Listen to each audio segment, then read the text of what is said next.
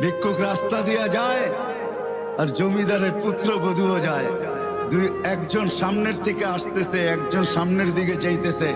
দুইজনের ক্রসিং এর সময় ভিক্ষুকের গায়ের কাদা জমিদারের পুত্রবধূর গায়ে লেগে গেছে। সে দুনিয়া আন্ধার করে ফেলছে, স্বামীকে টাইকা নিয়ে আসছে, বলছে ভিক্ষুক আমার কাপড় নষ্ট করে দিছে। সে শুধু ভিক্ষুক ছিল না, বৃদ্ধ ছিল। বৃদ্ধ ছিল না শুধু, জীর্ণ ছিল, শীর্ণ ছিল, শরীরে কাপড় ছিল না, ফাটা চিরা কাপড় ছিল, পায়ে জুতা ছিল না, পেটে ভাত ছিল না। জমিদারের পুত্র সইতে পারে নাই, যৌবনী শক্তি সয় তো সয় কি কইরা?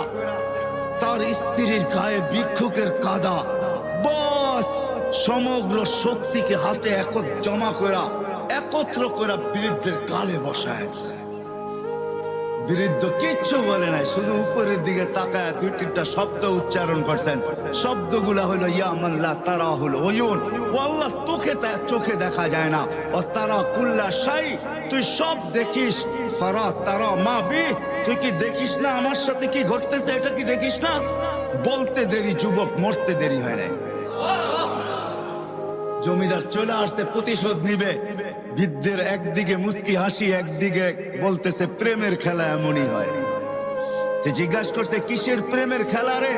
বলছে ওর প্রেমিকার গায়ে আমার কাদা লাগছে, পায়ের কাদা লাগছে, ও সইতে পারে নাই। যৌবনী শক্তি দিয়ে আমার বৃদ্ধ গালে বসায় দিছে। আমাকেও একজন ভালোবাসে, সেও সইতে পারে না, সেও সইতে পারে না। ও তো থাপ্পড় দিয়া ক্ষান্ত, সে জান নিয়ে নিছে, জান।